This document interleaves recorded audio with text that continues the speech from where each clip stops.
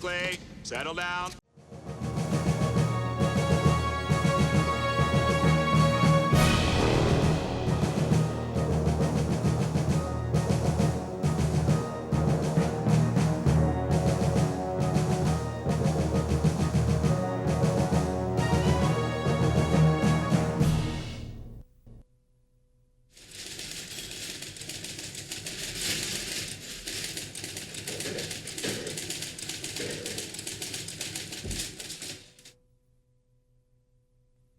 The deeds of the leader shall live on in the hard-won glory of his exploits. This alone endures. This alone escapes the obscurity of death. This is certainly true of General George S. Patton. His electrifying dash through France and the liberation of Europe will be remembered as long as courage is honored as a human virtue. It's hard to believe that George S. Patton, Jr., the General Hitler and the Nazis feared the most, was, once upon a time, just plain Georgie. But even during his earliest years, this lad believed that one day he would be a notable general.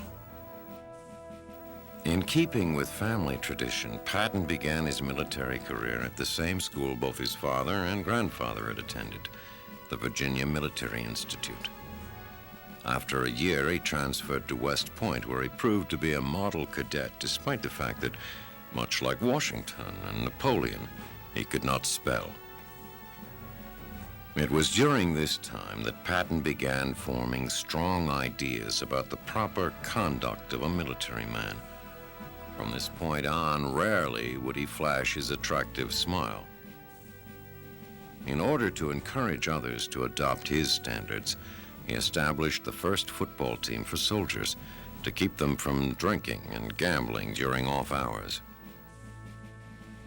During World War I, Patton saw his first tank. Convinced that this ponderous vehicle was the future of warfare, Patton studied it earnestly. He rode into battle on it and became a hero alongside it. As our first tank commander, he would always be linked with the weapon that symbolized his powerful and unrelenting personality. After the war, Patton was assigned to the tank school at Fort Meade, where he met and became friends with others who shared his deep interest in things military, among them a young officer named Dwight Eisenhower. Soon, it was time for millions of American soldiers to don the clothing of battle once more. In November of 1942, Major General George S. Patton, Jr. was in command of the Western Force of Operation Torch, the Allied invasion of North Africa.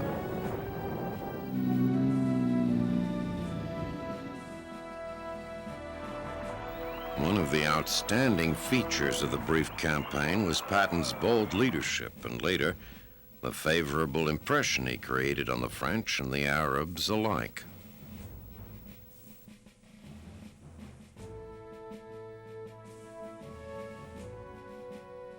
Long-range plans began to be discussed, plans which would cast America's toughest general in a leading role. Meanwhile, to the east in Tunisia, the battle raged on. Assigned command of the U.S. Second Corps, Patton kindled the fighting spirit of his men as they entered the fray.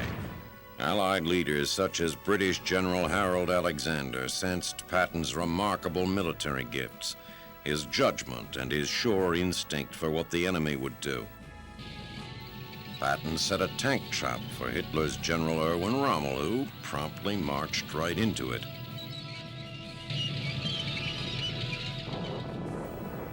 His 10th Panzer Division lost half of its 60 tanks.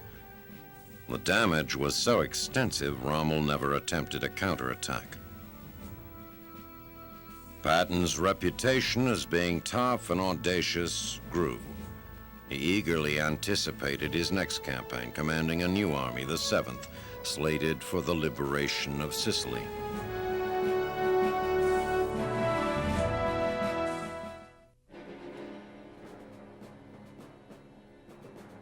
An order of the day from Patton to his men.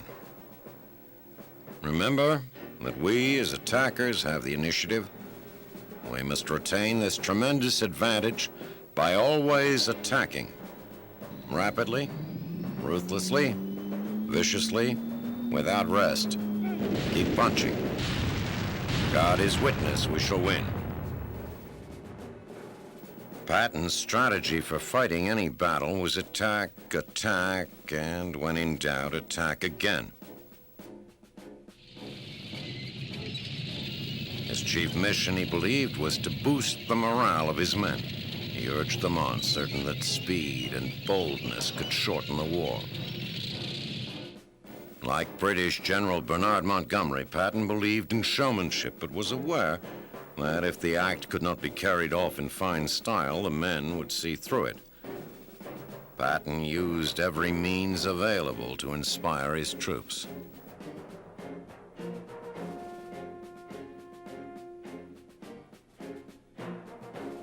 Sicily proved to be a model campaign. Sound tactics and a fighting spirit won the island in 38 days.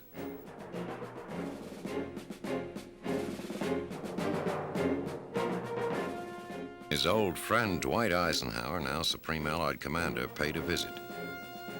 Passionately involved in his work, Patton had acquired a reputation for being tempestuous and sometimes rash. There was a question as to his role in the invasion of Fortress Europe.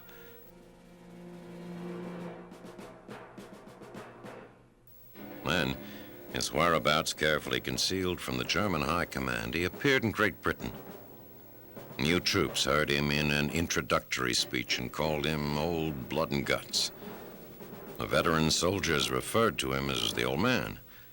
They said he knew more about fighting than any man alive. He told them to get mad and stay mad. They listened.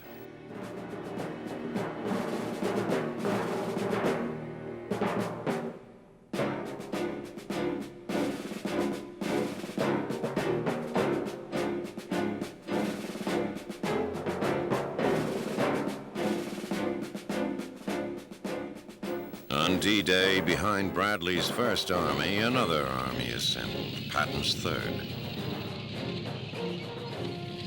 With plenty of armor, this outfit was like its commander, fast, hard-hitting, spirited, spectacular.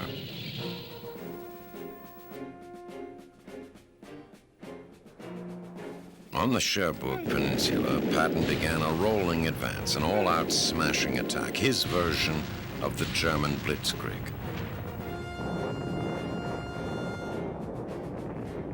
Old Blood and Guts had said the harder we push, the more Nazis we'll kill, and the more Nazis we kill, the fewer of our men will be killed. Pushing means fewer casualties. The Third took Patton at his word and found out he was right.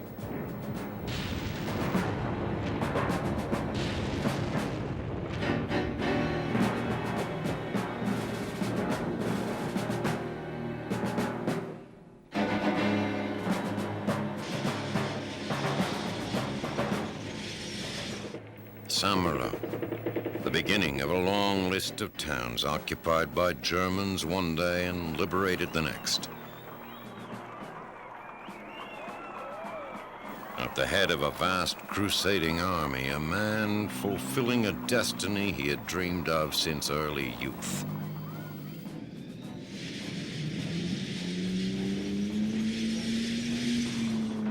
The attacks were now in all directions at once, south, north, and east toward Germany. The Third advanced like a wave, crashing over the enemy. He told his men that in the last 2 weeks they had advanced farther and faster than any other army in history. But Patton, always pushing and striving to make the impossible a reality, told his men it was his intention to move farther and faster still. Outrunning its maps, the Third crossed the Seine. Patton said he was touring Europe with an army. He was everywhere at once, covering the great distances within his command. The use of light aircraft exemplified his eagerness, his willingness to explore any new means of increasing efficiency. Throughout, the 19th Tactical Air Command of the 8th Army Air Force gave incredibly close support to the 3rd.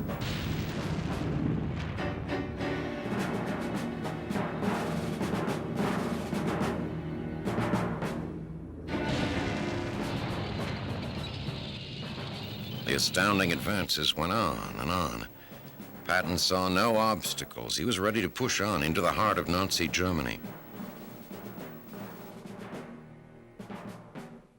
Struggling to keep up with his fast-moving front was a miraculous supply effort known as the Red Ball Express.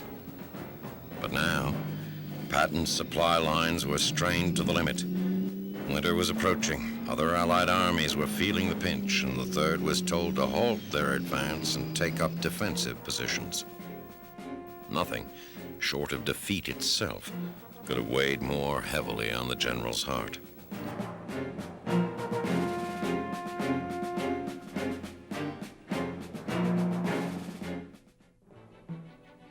This was a difficult time for an army built to roll.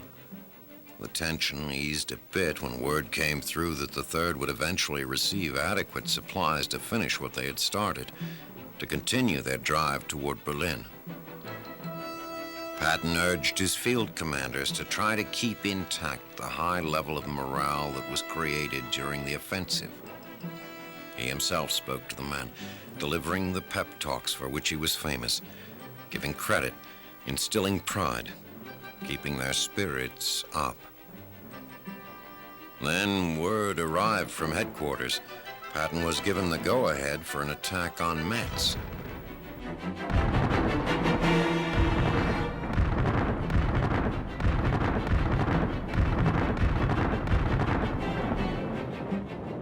In 400 years, this fortress city had withstood every assault.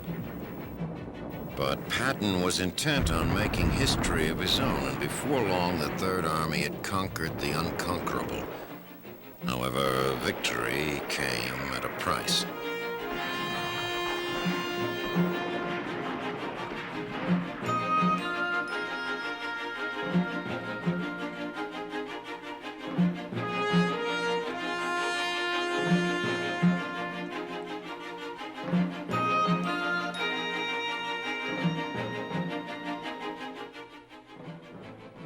New plans now for a great drive toward the infamous Siegfried Line.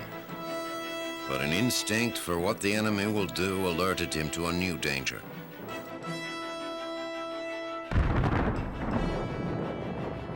His instincts proved accurate when German Field Marshal Gerd von Rundstedt struck with 20 divisions along a 40-mile front in the Ardennes, the Battle of the Bulge. Eisenhower, knowing he was asking the impossible, called for Patton and the 3rd to be there in 3 days. They made it in 2. Dashing 100 miles over icy roads toward Bastogne, which had been surrounded by the Nazis, Patton's concentrated armor drove hard and fast, relieving the city and disrupting the German advance.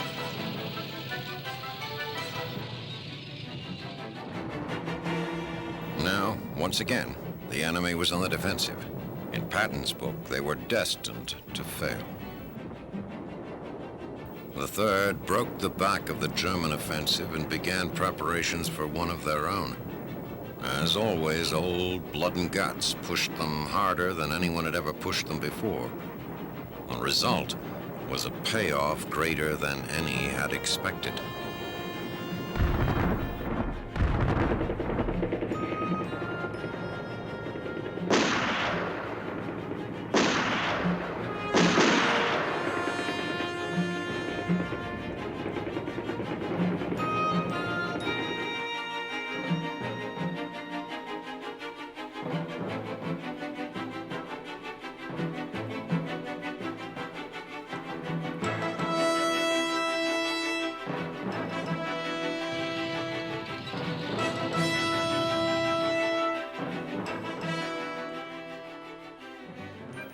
highly polished boots, the ivory-handled revolvers, and the profanity were all part of his posturing.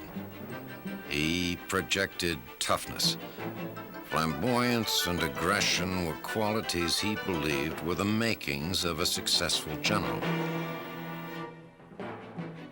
Patton believed in recognizing and exalting the heroic qualities of his men. To him, words like duty, patriotism, and loyalty had real meaning, and his men sensed his sincerity.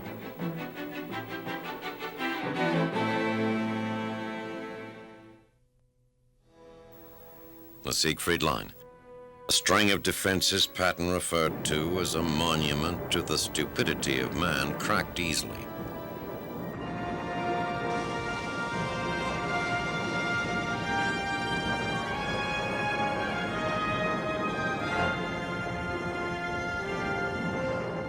The famous Third was now on the loose again, on a spring rampage that would bring the war to a close before summer.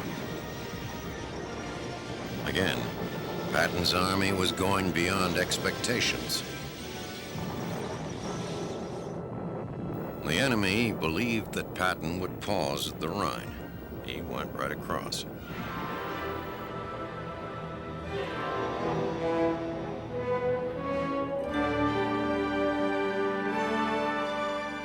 Now, along a wide front, his divisions fought toward their final goal.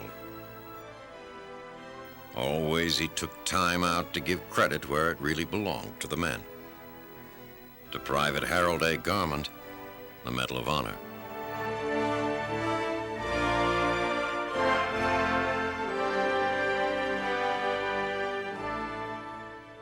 Exalting sacrifice, Patton never dwelled long on the horrors of war.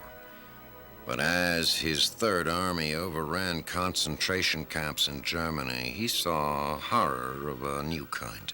Even to a hardened military man, it was an abomination, an insult to humanity. It was over. Briefly, Patton relaxed his carefully maintained military bearing and allowed himself to enjoy the moment.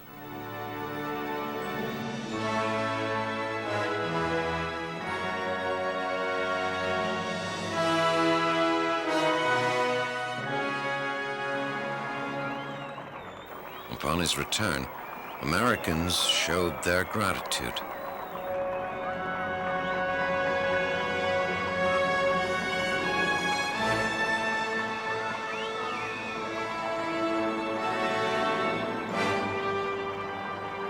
Los Angeles went all out in its reception. With him was General Doolittle, whose 8th Air Force did so much to assure final victory. Although no unit, no individual won the war, we're fortunate in having one here tonight with us who had a large part in winning the war. I'm pleased and proud to have been privileged to fight by the side of General George Patton.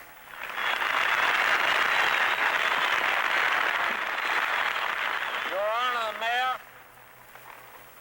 General Doolittle, soldiers, ladies and gentlemen, coming over here, there was a very great lesson. The first 4 hours, we passed over a destroyed land, utterly destroyed. You who have not seen it do not know what hell looks like from the top. That's what Germany looks like. With no more battles to win, Patton watched Americans compete on the playing field. Again, he saw the fighting spirit, the will to win, a quality he loved and admired and which he epitomized himself. Struggle was the test of a man. War, the supreme struggle, provided the highest test.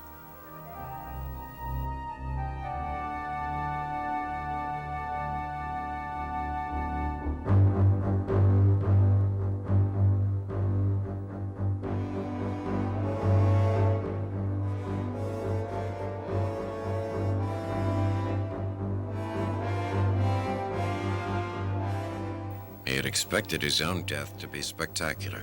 In this one prediction, he was mistaken. He died of injuries received in an automobile accident 4 months after the end of the war. He was buried among the men of the Third Army who had fallen in the Battle of the Bulge. Patton lived for action and glory and reached the heights serving his country. He was a keen student of war and the psychology of war. In General Pershing's words, it didn't hurt America to have a general so bold that he was dangerous. Patton was a military hero in the classic tradition, and his place is secure as one of the great generals in military history. A remarkable man, a remarkable life. George S. Patton, Jr., a hero.